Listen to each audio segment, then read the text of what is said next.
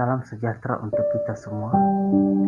Masalah tidak akan pernah berakhir sepanjang nafas hidup masih melekat di dalam tubuh ini.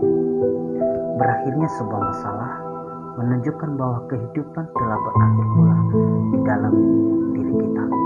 Oleh karena itu, sebagai orang beriman, kita dituntut untuk menghadapi setiap persoalan yang ada hingga ajal memanggil kita. Memang dalam dunia ini ada orang yang secara natural memperoleh kemampuan untuk bertahan dalam tekanan. Tetapi begitu banyak orang yang tidak memiliki kemampuan melewati masalah demi masalah yang datang, sehingga mereka kehilangan harapan, masa depan, dan semangat untuk menjalani hidup. Maka dalam pembahasan kita kali ini kami memberikan 10 tips untuk dapat menghadapi masalah sesulit apapun dalam hidup ini.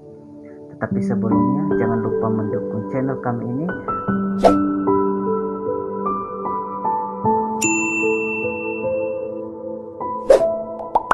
sehingga tidak ketinggalan berita dan tips-tips lain dari kami di channel ini.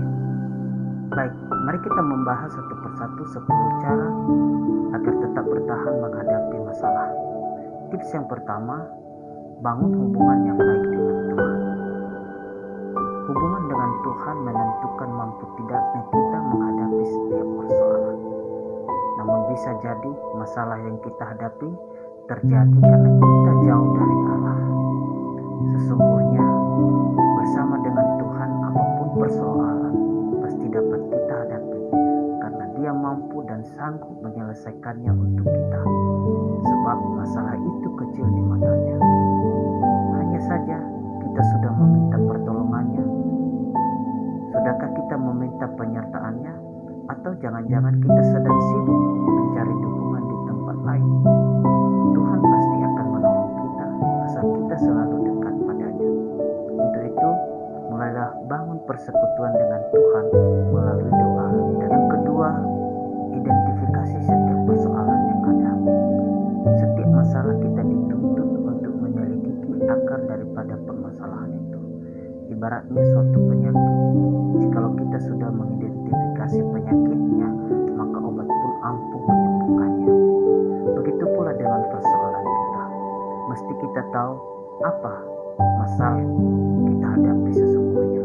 Apakah itu datang dari diri sendiri, orang lain, atau datangnya dari Tuhan. Dengan kita mengetahui pokok permasalahan kita, maka kita tahu bagaimana menghadapinya. Yang ketiga, bangun tujuan hidup Anda. Memiliki tujuan adalah hal yang terpenting saat kita sedang menghadapi masalah. Bisa jadi masalah yang kita hadapi adalah ujian agar kita dapat mencapai tujuan kita. Namun kalau kita tidak memiliki tujuan yang jelas, maka masalah akan semakin memberatkan hidup kita. Jadi kita jadi terombang-ambing ke sana kemari. Tetapi kalau kita memiliki tujuan yang jelas, kita kemana dan apa yang hendak kita capai, maka masalah bisa jadi batu loncatan untuk mencapai tujuan itu. Yang keempat, bangunlah kepercayaan dalam diri Anda. Dalam diri kita memang begitu banyak kelemahan yang mungkin sedang bergejolak untuk menjadi kita pribadi yang pesimis. Keraguan menghantui kita karena banyak pertimbangan bahwa kita tidak memiliki apa-apa. Maka saat ini, mari kita berhentikan pikiran itu. Kita sebenarnya diciptakan dengan kelemahan dan kelebihan. Maka lihatlah bahwa di dalam diri Anda ada potensi yang lebih besar dan tidak dimiliki oleh orang lain. Maka bangunlah rasa percaya diri Anda bahwa Anda adalah pribadi yang mampu. Yang kelima, bangunlah jaringan sosial yang kuat. Memiliki banyak teman atau kenalan tidak akan membuat kita rugi. Justru semakin banyak teman, semakin banyak yang kita kenal, maka semakin besar peluang untuk kita menyelesaikan masalah demi masalah yang kita hadapi. Dengan banyaknya pendapat, banyaknya support yang kita dapatkan, maka masalah itu akan semakin ringan. Untuk itu, bangunlah jaringan sosial Anda dengan banyak orang. Mungkin suatu saat mereka akan menjadi malaikat penolong untuk Anda. Yang keenam, bangun pikiran positif. Persungutan, menyalahkan diri, orang lain, bahkan Tuhan, seringkali penyakit yang sering menghinggapi hidup kita saat terjadinya masalah. Persoalan yang ada kadang membuat kita merasa bahwa kita lebih hina, lebih berdosa, bahkan lebih menderita dibandingkan dengan orang lain. Padahal sesungguhnya tidaklah demikian. Justru cara pandang kita lah yang salah. Kalau kita selalu berpikir negatif, maka hasilnya akan selalu negatif. Tetapi jikalau paradigma kita ke arah positif, maka hidup kita juga akan menghasilkan hal-hal yang positif. Untuk itu, bangunlah pikiran positif itu mulai dari sekarang. Yang ketujuh, bangunlah optimisme yang kuat. Bersikap optimis juga memberikan pengaruh baik untuk kita saat menghadapi masalah. Kalau orang lain bisa, mengapa kita tidak? Percaya diri menghadapi masalah akan menjadikan masalah itu semakin kecil kita pandang. Dan dalam diri kita ada kekuatan yang mampu mengalahkan masalah tersebut. Sebab kita tahu bahwa masalah itu kecil dibandingkan dengan kekuatan yang ada di dalam diri kita. Yang kedelapan, tetap lakukan hal-hal yang produktif. Ketika kita menghadapi masalah, bukan waktunya untuk kita berdiam diri, merenung, atau sejenisnya. Ketika ada masalah, teruslah cari kesibukan yang bermanfaat dan produktif. Bisa jadi dari pekerjaan yang Anda kerjakan akan melahirkan jawaban atas masalah Anda, sehingga tidak perlu datang ke orang yang lebih baik untuk membantu Anda. Yang kesembilan, bersabar melewati proses.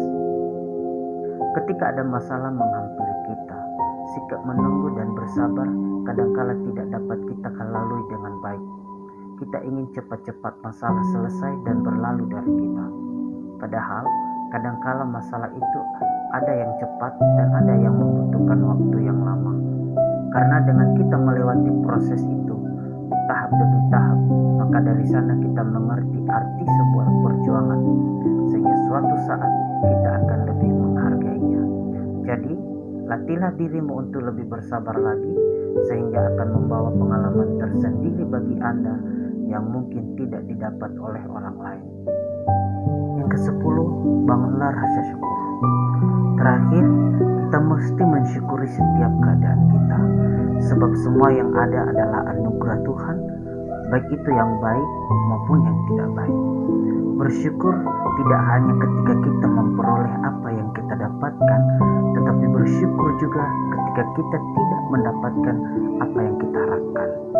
Ketika kita lupa bersyukur di saat kita menghadapi masalah dan persoalan kita, maka kita hanya menginginkan yang baik-baik saja. Tetapi ketika kita bersyukur, menyadarkan kita bahwa hidup itu indah dan penuh dengan warna. Akhir kata, hadapilah masalahmu, karena masalah bukan untuk dijauhi, tetapi untuk dihadapi. Orang hebat sekalipun tidak dibentuk di tempat yang tenang, justru dibentuk di tempat yang banyak tantangan. Salam sejahtera untuk kita semua.